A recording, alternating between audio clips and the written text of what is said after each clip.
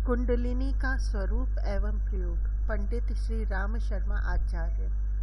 साधना विज्ञान के क्रमिक सोपानों पर चढ़ते चढ़ते जब थोड़ा और ऊपर बढ़ते हैं तो कुंडलिनी योग का उच्च स्तरीय साधना क्रम के अंतर्गत नाम लिया जाता है।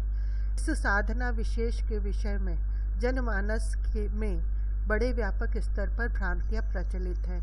यह अपरिमित ऊर्जा केंद्र जो मानवीय कायक लेवर के अंतराल में सूक्ष्म रूप में अवस्थित होता है कितना शक्तिशाली है।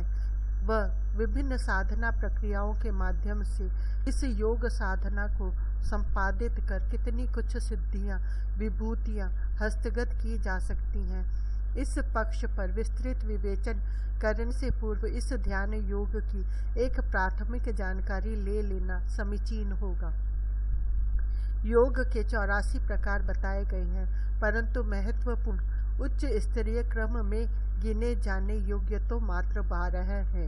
राजयोग, हठ योग, लय योग, प्राण योग, ऋजु योग, नाद योग, भक्ति योग, ज्ञान योग, कर्म योग, स्वर योग, मंत्र योग तथा तंत्र योग। इन्हें प्रकार अंतर से कुंडलिनी जागरण साधना का ही माध्यम माना जाता है। इस प्रकार महत्वपूर्ण साधनाओं का निचोड़ एक ही पद्धति में समाविष्ट है और यही उसकी विशेषता है। तंत्र और योग इन दोनों रूपों में साधना के वट वृक्ष की 2 प्रधान शाखाएं हैं। एक वाम मार्ग आगम या भौतिक सिद्धियों का क्षेत्र कहलाता है तो दूसरा दक्षिण मार्ग निगम या आत्मिक रिद्धियों की विधा है। तंत्र पक्ष को मानने वाले कहते हैं शरीर और मन में अजस्र शक्ति का भांडागार छिपा पड़ा है। हठ योग प्रधान तीव्र स्तर के साधना कर्म कांडों से इस शक्ति स्त्रोत्र को कुरेदा उभारा और विकसित किया जाता है। इससे साधक की भौतिक सामर्थ्य तो बढ़ती ही है, आत्मिक उत्थान का पथ भी प्रशस्त होता चलता है। इस मार्ग के श्रेयार्थी कर्मकांडों के माध्यम से ही शरीर और मन को साधने की चर्चा करते हैं। दूसरा पक्ष सौम्य है। दक्षिण मार्ग या निगम पथ को मानने वाले भौतिक प्रगति को कम तथा आत्मिक प्रगति को प्रमुख मानते हैं। हठ योग के स्थान पर विध्यान योग को प्रमुखता देते हैं तथा इसी शक्ति केंद्र को विकसित कर अनंत आनंद तथा विभूतियों की प्राप्ति इससे होत बताते हैं।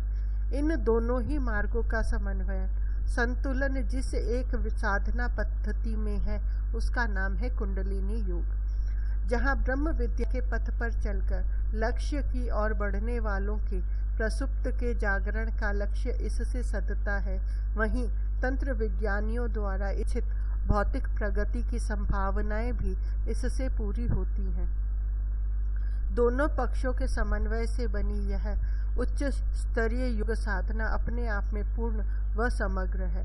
सर्वप्रथम साधनों को इस योग साधना पर तंत्र की मोहर लगने के कारण पहली भ्रांतियों को मिटाकर इसकी प्राथमिक जानकारी ले लेना अभिष्ट होगा। योग साधना के तत्ववेत्ता बताते हैं कि शरीर अपने आप में अद्भुत अपरिमित शक्ति का भंडार है।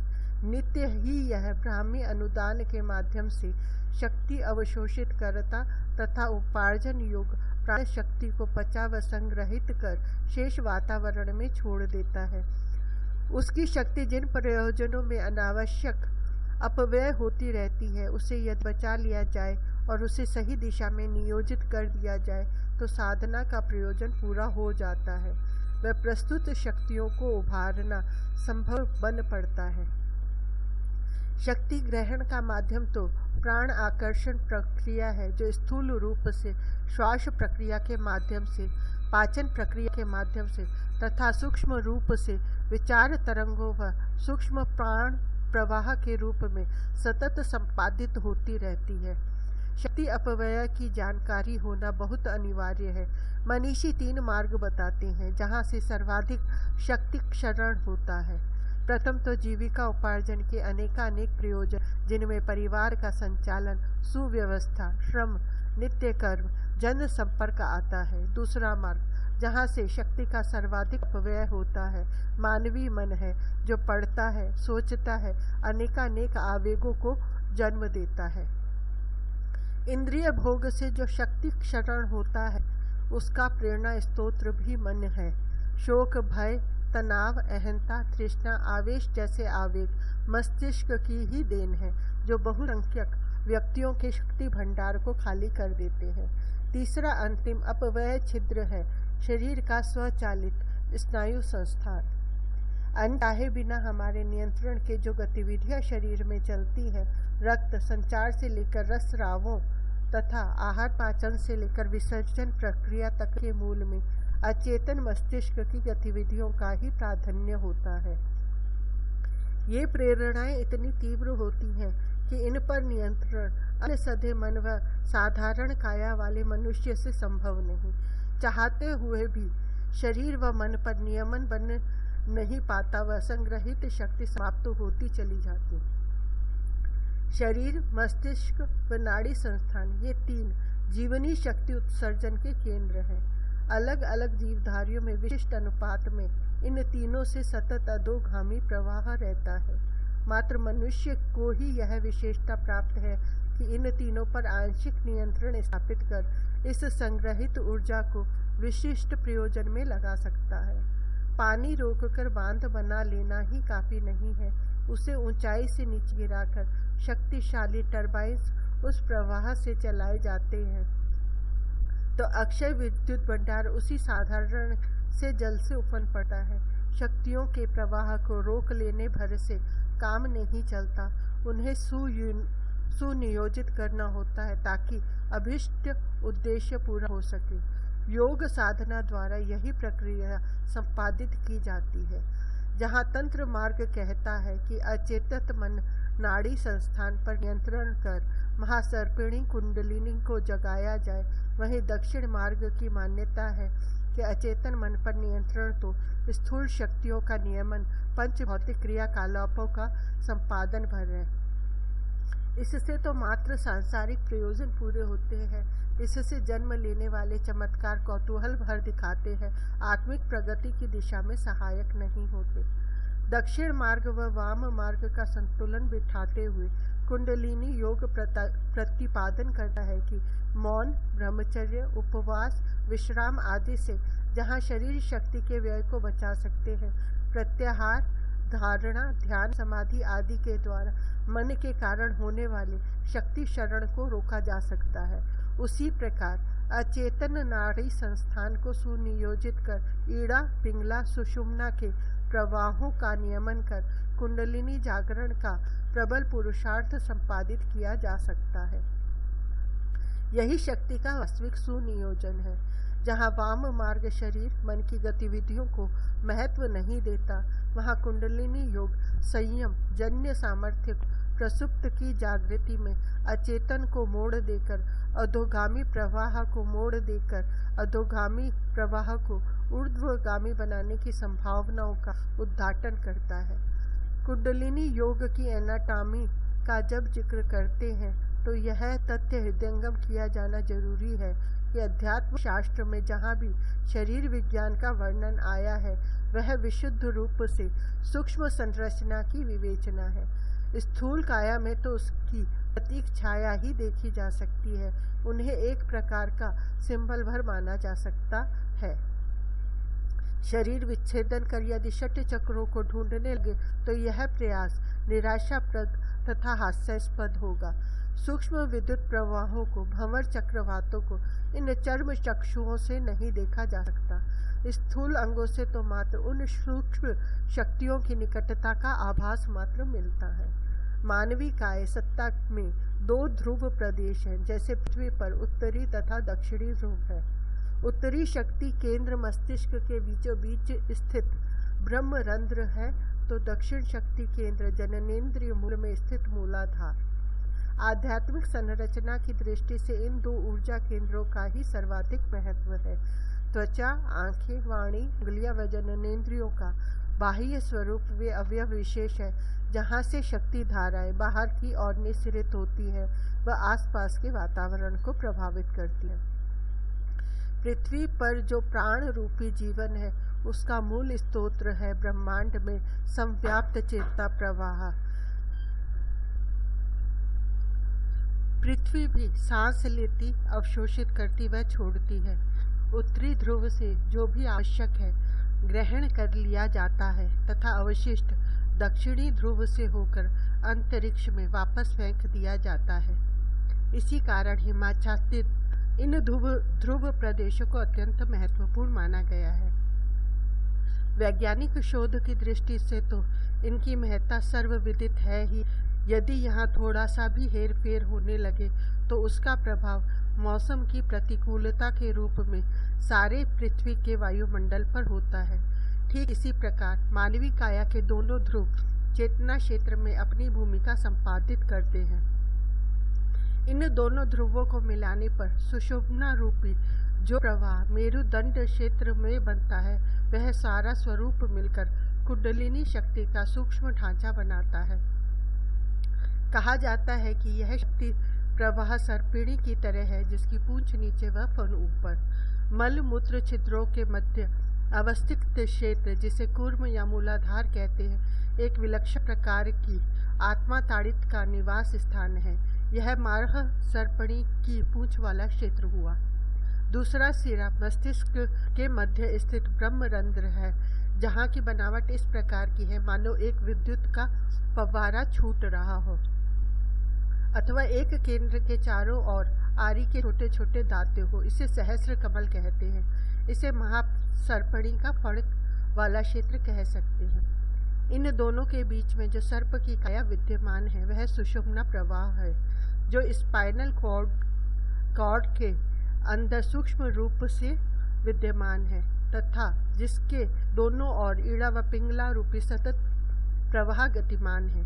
जब किसी फुलझड़ी को जलाया जाता है तो चिंगारियां उड़ने लगती हैं। इसी प्रकार दोनों ध्रुव केंद्र के मिलन से, मूलाधार सहस्रार के मिलन से संयोग से एक दिव्य धारा प्रवाहित होती है, जिसे कुंडलिनी शक्ति कहते हैं। समस्त सिद्धियों की बीज स्थली यह प्रवाह स्फुरित, जागृत व गतिमान होने पर साधक को अति समर्थ बनाता चला जाता है।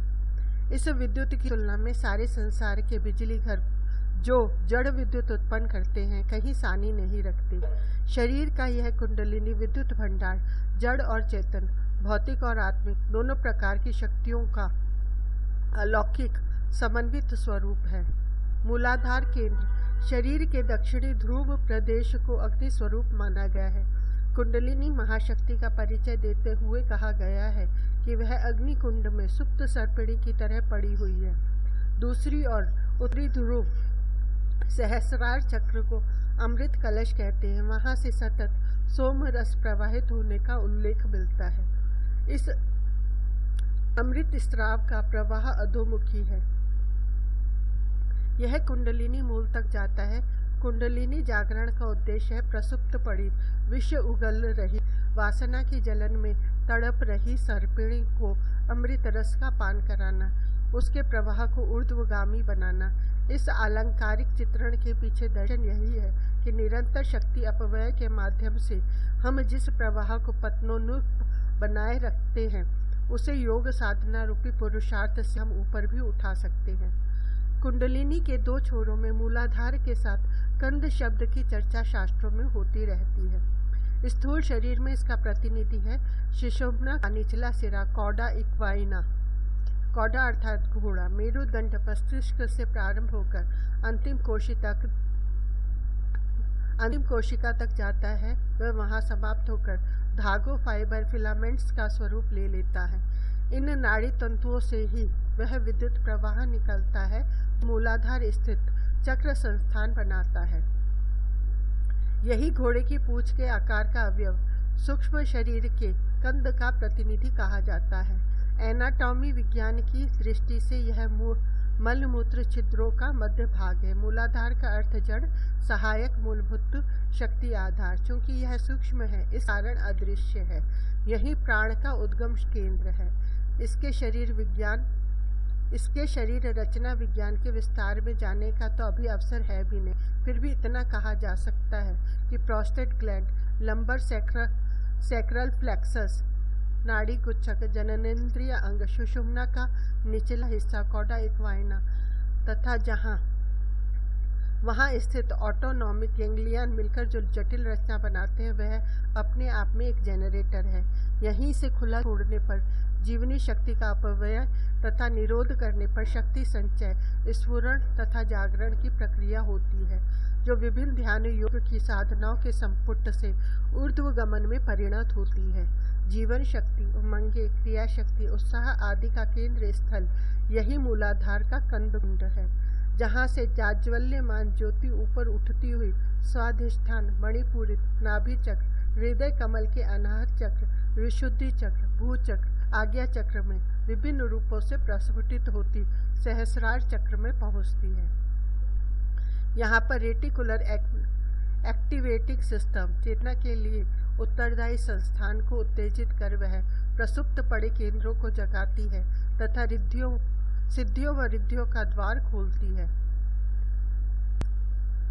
योग कुंडल्युपनिषद, शारदा तिलक, ज्ञानार्णव तंत्र, कुलार्णव तंत्र, षटचक्र निरूपणम, तंत्र सार, शिव संहिता जैसे कुंडलिनी शक्ति के महात्म्य व जागरण जन्य परिणतियों के वर्णन से भरे पड़े हैं। कुंडलिनी जागरण की साधना काम बीज के प्रतीक, मूलाधार और ज्ञान बीज के प्रतीक सहस्रार के मिलन संयोग की दिव्य प्रक्रिया है। इस साधना में भौतिक व आध्यात्मिक शक्तियों के स्वाभाविक पारस्परिक शिथिल संबंधों को सघन बनाया जाता है। दोनों के मध्य आदान प्रदान की गति तीव्र बनाई जाती है। मेरुदंड रूपी महामार्ग के माध्यम से महाप्रयाण की ऊर्ध्व गमन की देवयान प्रक्रिया इसी साधना द्वारा संपादित की जाती है। आत्मोत्कर्ष की साधना के अनेकानेक प्रसंगों में विज्ञान सम्मत प्रक्रिया कुंडलिनी जागरण की है। शरीर विज्ञान, मनोविज्ञान तथा सूक्ष्म आध्यात्म विद्या के महत्वपूर्ण सिद्धांतों का इसमें अद्भुत समावेश है। उच्च स्तरीय साधना पथ पर चलने वाले हर साधक को इसकी समुचित जानकारी होनी चाहिए। गायत्री तीर्थ शांति कुंज, हरिद्वार।